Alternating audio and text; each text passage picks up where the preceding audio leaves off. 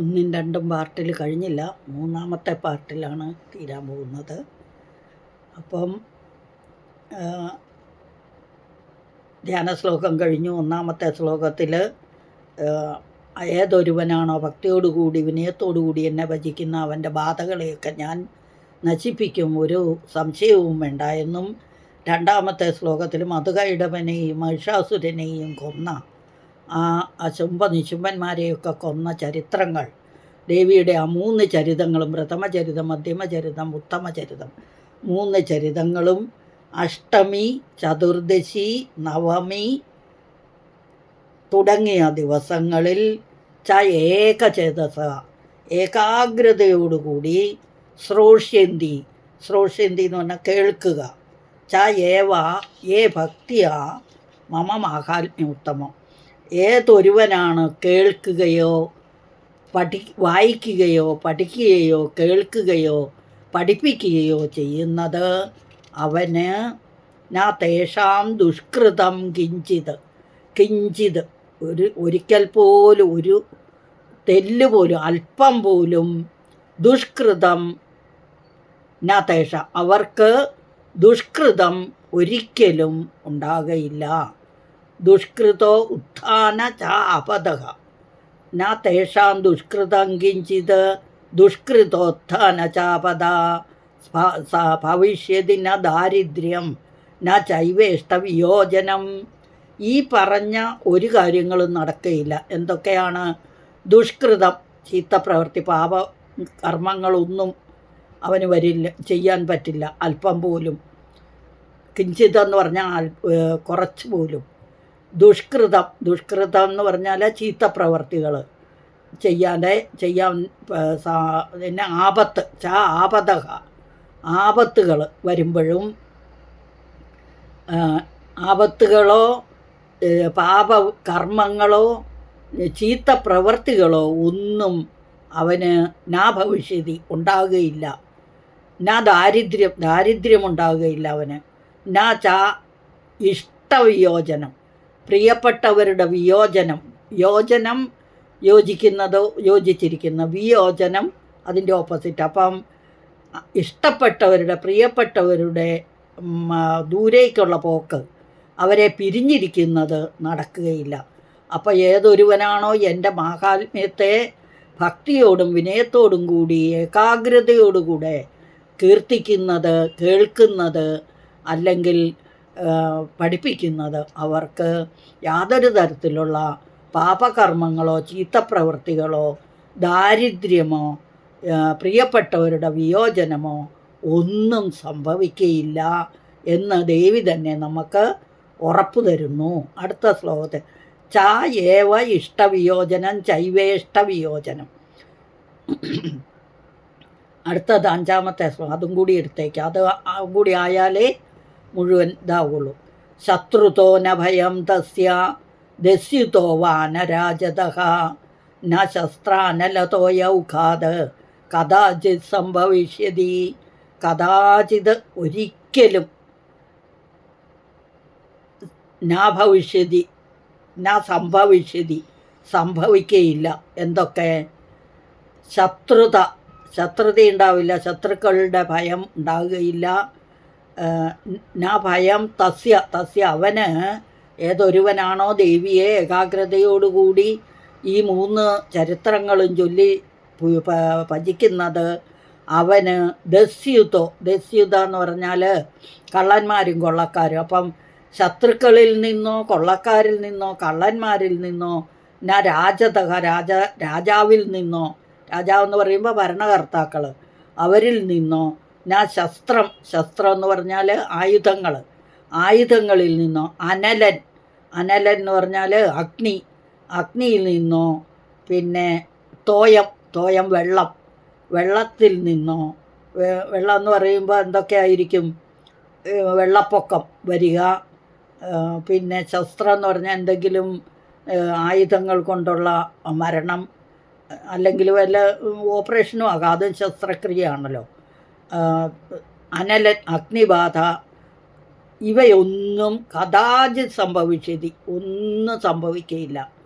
അപ്പം ഏതൊരുവനാണോ ദേവിയുടെ മാഹാത്മ്യത്തെ മുഴുവനും ചൊല്ലുകയും കേൾക്കുകയും പഠിക്കുകയും പഠിപ്പിക്കുകയും ഒക്കെ ചെയ്യുന്നത്, അവന് യാതൊരു വിധത്തിലുള്ള ഭയത്തിനും ആവശ്യമില്ല. ഒരു ഭയങ്ങളും ഉണ്ടാവില്ല. കള്ളന്മാരുടെ ഭയം ഉണ്ടാവില്ല, രാജാക്കന്മാരുടെ ഭരണകർത്താക്കളിൽ നിന്നുണ്ടാവില്ല, ആയുധങ്ങളാലോ അഗ്നിയാലോ വെള്ളത്താലോ അവനെ നശിപ്പിക്കാൻ ആർക്കും സാധിക്കുകയില്ല. ഇതാണ് ഈ 5 ശ്ലോകങ്ങൾ വരെ, ചെറിയ ചെറിയ ശ്ലോകങ്ങൾ 5 ശ്ലോകം വരെ. അപ്പം ഈ 3 ശ്ലോകം വായിച്ചിട്ട് അതിൻ്റെ അർത്ഥം പറയാം. ഏഭിസ്തവൈശ്ചമാം നിത്യം സ്തോഷ്യദേയ സമാഹിതഃ തസ്യാഹം സകലാം ബാധാം നാശയിഷ്യാമി അസംശയം. അനന്തരം ദേവി തൻ്റെ ഭക്തന്മാരായ ദേവന്മാരും മുനിമാരും സ്തുതിച്ച കീർത്തനങ്ങളിൽ പ്രസാദവതിയായി ആ സ്തോത്ര മാഹാത്മ്യത്തെ ഇങ്ങനെ വിവരിക്കുന്നു. ഏകാഗ്രചിത്തനായി എന്നെ നിത്യവും മനസ്സിൽ ചുമ്മാ ഇരുന്ന് വെറുതെ അക്ഷരം നോക്കി വായിക്കാനല്ല പറയുന്നത്. ഏകാഗ്രചിത്തനായി മനസ്സിനെ ദേവിയിൽ അർപ്പിച്ചുകൊണ്ട് നിത്യവും മനസ്സിൽ വിചാരിച്ച് ഈ സ്തുതികൾ കൊണ്ട് സ്തുതിച്ചാൽ അവനുണ്ടാകുന്ന എല്ലാ ബാധകളും നിശേഷം ശമിക്കും. ഞാൻ അവൻ്റെ എല്ലാ ബാധകളെയും സംശയമില്ലാത്ത പോലെ നിവർത്തിച്ചു കൊടുക്കും. ഇനി അടുത്ത 3 ശ്ലോകങ്ങൾ ഒന്നിച്ചാണ്. മധുക ഇടപനാശം ച മഹിഷാസുരഘാതനം. ഘാതനം ഗായികയാണ്. ഘാതിക്കുക എന്ന് പറഞ്ഞാൽ കൊല്ലുക, തിന്നുക എന്നൊക്കെ അർത്ഥമുണ്ട്. കീർത്തയിഷ്യന്തിയെ തദ്വത് വധം ശുംഭ നിശുംഭയോഹോ അഷ്ടമ്യാം ച ചതുർദശ്യാം നവമിയാം ച ഏകചേതസഃ ശ്രോഷ്യന്തി ചൈവയേ ഭക്ത്യ. ശുശ്രൂഷ, ശ്രോഷ്യന്തി എന്ന് പറഞ്ഞാൽ കേൾക്കുക എന്നർത്ഥം, ശ്രവണം ചെയ്യുക എന്നർത്ഥം. മമ മാഹാത്മ്യമുത്തമം ന തേഷാം ദുഷ്കൃതം കിഞ്ചിത് ന ദുഷ്കൃതോത്ഥാന ചാപദഃ ഭവിഷ്യതി ന ദാരിദ്ര്യം ന ചൈവേഷ്ടവിയോജനം ശത്രുതോ ന ഭയം തസ്യ ദസ്യതോ വാനരാജതഃ ന ശസ്ത്രാനലതോ യൗഖാത് കഥാചിൽ സംഭവിഷ്യതി. അതായത് മധുകൈടഭന്മാരെ വധിച്ച ഇതും എൻ്റെ അവതാരങ്ങൾ തമസ് രജസ് സത്വം എന്നീ 3 ഗുണങ്ങളെ ആധാരമാക്കിയിട്ടുള്ളതായിരുന്നു അല്ലേ. ഭദ്രകാളി തപസ്സായിരുന്നു ആദ്യത്തെ പ്രഥമാധ്യായത്തിൽ. രണ്ടാമത്തെ രജോ ഗുണത്തിലുള്ള ദേവിയായിരുന്നു സരസ്വതി ദേവി. സത്വഗുണം മഹാലക്ഷ്മി. ഈ 3 ഗുണങ്ങളെ ആധാരമാക്കിയുള്ള അവതാരങ്ങളായിരുന്നു ദേവിയുടെ. അതിൽ തമോ ഗുണപ്രധാനമാരായ തമോ ഗുണമാണല്ലോ മധുകൈടഭന്മാർ. അവരെ നിഗ്രഹിക്കാനായിട്ട് അവതരിച്ച രാജസാവിർഭാവം, മഹിഷാസുരമർദ്ദനം, അത്തികാവിർഭാവം, ശുംഭനിശുംഭ നിഗ്രഹം എന്നിങ്ങനെ ഓരോ പ്രകാരമുള്ള അവതാരത്തെയും അവതാരകഥകളെയും അവതാര മാഹാത്മ്യത്തെയും നിത്യവും കീർത്തിക്കുന്നത് ഉത്തമമാകുന്നു. മമ മാഹാത്മ്യം ഉത്തമം എന്ന് പറഞ്ഞില്ലേ. അതിന് നിവൃത്തിയില്ലാത്തവർ, ഇപ്പം എന്നും കീർത്തിച്ചുകൊണ്ടിരിക്കാൻ പറ്റാത്തവർ അഷ്ടമി, നവമി, ചതുർദശി എന്നീ തിഥികളിൽ ഭക്തിയോടുകൂടെ പാരായണം ചെയ്യുകയോ അത് കേട്ടുകൊണ്ടിരിക്കുകയോ ചെയ്യുന്നത് പാപശാന്തിക്ക് നല്ലതാകുന്നു. അവർക്ക് ചെറുതായ ഒരു പാപമോ പാപത്തിൽ നിന്നുണ്ടാകുന്ന ആപത്തുകളോ സംഭവിക്കുകയില്ല. ഇഷ്ടമായിട്ടുള്ള ഭാര്യാപുത്രികളോടോ സ്നേഹിതന്മാരോടോ വസ്തുക്കളോടോ ഒരിക്കലും പിരിഞ്ഞിരിക്കേണ്ടതായി വരികയില്ല. അതുകൊണ്ട് ഇഷ്ടവിയോജനം എന്ന് പറഞ്ഞില്ലേ, അതാണ്. അതുകൊണ്ട് എൻ്റെ അവതാരകഥകൾ വിസ്തരിക്കുന്ന ഈ ദേവീ മാഹാത്മ്യം നിത്യവും പാരായണം ചെയ്യണം എന്നിങ്ങനെ ദേവി അരുളി ചെയ്യുന്നു. ന ശത്രുതോ ഭയം തസ്യ ദസ്യുതോ വാനരാജത. ദസ്യുക്കൾ എന്ന് പറഞ്ഞാൽ കൊള്ളന്മാരും കള്ളന്മാരും. ന ശസ്ത്രാനല തോയൗഖാത്. തോയം വെള്ളമാണ്, അനലൻ അഗ്നിയാണ്, ശസ്ത്ര ആയുധമാണ്. ഔഖം എന്ന് പറഞ്ഞാൽ സമൂഹം. കഥാചിത് ഒരിക്കലും സംഭവിഷ്യതി. അപ്പോൾ എൻ്റെ മാഹാത്മ്യം നിത്യവും പാരായണം ചെയ്യുന്നവർക്ക് ശത്രുക്കളിൽ നിന്ന് ഭയമുണ്ടാകുകയില്ല. കള്ളന്മാരിൽ നിന്നോ രാജാക്കന്മാരിൽ നിന്നോ ഉണ്ടായേക്കാവുന്ന ഉപദ്രവം അവർക്കുണ്ടാകുകയില്ല. ആയുധങ്ങൾ, അഗ്നി, ജലപ്രവാഹം എന്നിവകൾ മൂലമുണ്ടാകുന്ന ഉപദ്രവങ്ങളും അവരെ ബാധിക്കുകയില്ല എന്ന് ദേവി നമുക്ക് നല്ല ഉറപ്പ് തരുന്നു. അതാണ് ഇന്നത്തെ ദേവി മഹാത്മ്യം. അപ്പോൾ ആദ്യം മുതൽ ഒന്നും കൂടി വായിക്കാം. ആ ധ്യാന ശ്ലോകം മുതൽ. ഓം നമചണ്ഡികായൈ അഥ ദേവി മാഹാത്മ്യേ ദ്വാദശോധ്യായ ദേവീചരിതമാഹാത്മ്യം ധ്യാനം. ഓം വിദ്യുദ്ധാമ സമപ്രഭാ മൃഗപതി സ്കന്ധസ്ഥിതാം ഭീഷണാം കന്യാഭീകരവാളകേടവിലസത്തസ്ഥാവിരാസേവിതാം ഹസ്തൈ ചക്രഗദാസികേടവിശികാഞ്ചാപം ഗുണം തർജനീം വിഭ്രാണാമനലാത്മികാം ശശിധരാം ദുർഗാം ത്രിനേത്രാം ഭജേ. അർത്ഥം വിവരിച്ചായിരുന്നു, ശ്രദ്ധിച്ച് കേട്ട് പഠിക്കുക.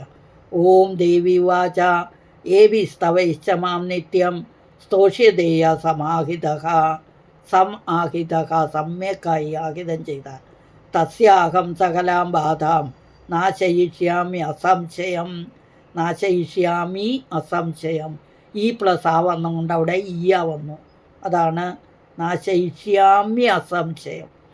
മധുകൈടപനാശം ച മഹിഷാസുരഘാതനം കീർത്തയിഷ്യന്തിയെ തദ്വത് വധം ശുംഭനിശുംഭയോഹോ അഷ്ടമ്യാം ച ചതുർദശ്യാം നവമ്യാം ചൈകചേതസ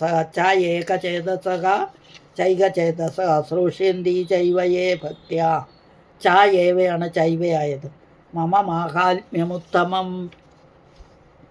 ന തേഷാം ദുഷ്കൃതം കിഞ്ചിത് ദുഷ്കൃതോത്ഥാനചാപദഃ ഭവിഷ്യതി ന ദാരിദ്ര്യം ന ചൈവേഷ്ടവിയോജനം ശത്രുതോ ന ഭയം തസ്യ ദസ്യിതോ വാ ന രാജതഃ ന ശസ്ത്രാനലതോ യൗഖാത് കഥാചിത് സംഭവിഷ്യതി.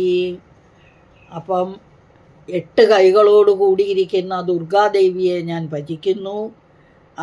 എൻ്റെ മാഹാത്മ്യം 3 ചരിതങ്ങളും ദേവി മാഹാത്മ്യം ദിവസവും ചൊല്ലാൻ പറ്റാത്തവർക്ക് അഷ്ടമി, നവമി, ചതുർദശി തുടങ്ങിയ ദിവസങ്ങളിലെങ്കിലും ചൊല്ലുന്നവർക്ക് യാതൊരു വിധത്തിലുള്ള ബാധകളോ പാപകർമ്മങ്ങളോ ഒന്നും, കള്ളന്മാരിൽ നിന്നോ അഗ്നിയിൽ നിന്നോ വെള്ളത്തിൽ നിന്നോ ഉള്ള ഉപദ്രവങ്ങളോ ഒന്നും ഉണ്ടാകുകയില്ല. ഇതിന് ഒരിക്കലും ഉണ്ടാകുകയില്ല എന്ന് ദേവി നമുക്ക് ഉറപ്പ് തരുന്നു. അപ്പോൾ ദേവി മാഹാത്മ്യത്തിൻ്റെ പ്രാധാന്യം അല്ലേ, അത് നമുക്ക് മനസ്സിലായി. ഇനിയുണ്ട് അടുത്ത ക്ലാസ്സിൽ അടുത്ത ശ്ലോകങ്ങളുമായിട്ട്. ചെറിയ 5 ശ്ലോകങ്ങളെ ഇന്ന് എടുത്തിട്ടുള്ളൂ. ധ്യാന ശ്ലോകത്തിൻ്റെ അർത്ഥം എല്ലാവർക്കും മനസ്സിലായി എന്ന് വിചാരിക്കുന്നു. വിദ്യുത് ഉദ്ധാമ സമപ്രഭാം മിന്നൽ കൊടി പോലെ ശോഭയോടുകൂടിയത്. മൃഗപതി സ്കന്ധസ്ഥിതാം മൃഗപതിയായ സിംഹത്തിൻ്റെ തോളിൽ സ്ഥിതി ചെയ്യുന്നവളും. ദേവിയുടെ വാഹനമായിട്ട് എപ്പോഴും സിംഹം കൂടെയുണ്ട്. ഭീഷണാം, നമ്മൾ ദേവി മഹാത്മ്യം പഠിച്ചായിരുന്നു സിംഹത്തിൻ്റെ പരാക്രമങ്ങളൊക്കെ. ഭീഷണാം എന്നിവിടെ ഉദ്ദേശിച്ചത് ദുഷ്ടന്മാർക്ക് ഭീഷണിയെ ഉണ്ടാക്കുന്നവളും. കന്യാഭീകരവാളകേട വിലസതസ്ഥാവിരാസേവിതാം, കന്യകകളാൽ ആസേവിതയായിട്ടുള്ളവളും സേവിക്കപ്പെടുന്നവളും എന്നർത്ഥം. കൈകളിൽ വാളും പരിചയം ധരിച്ചിരിക്കുന്നവളും. ചക്രം, സുദർശന ചക്രം, ഗദ, വാള്, വാളാണ്. ഖേടം പരിചയാണ്. വിശിഖങ്ങൾ അമ്പുകൾ അസ്ത്രങ്ങളാണ്. ചാപം വില്ലാണ്. ഗുണം കയറാണ്. തർജനി ഇവയെല്ലാം കയ്യിൽ ധരിച്ചിരിക്കുന്നവളും ചന്ദ്രക്കല ധരിച്ചിരിക്കുന്നവളും 3 കണ്ണുകളോട് കൂടിയവളുമായ ദുർഗയെ ഞാൻ ഭജിക്കുന്നു എന്ന് അർത്ഥം. പിന്നെ എന്നെ സ്തുതിക്കുന്നവർക്കൊക്കെ നല്ലത് മാത്രമേ വരുവുള്ളൂ എന്ന് ബാക്കിയുള്ള ശ്ലോകങ്ങളും.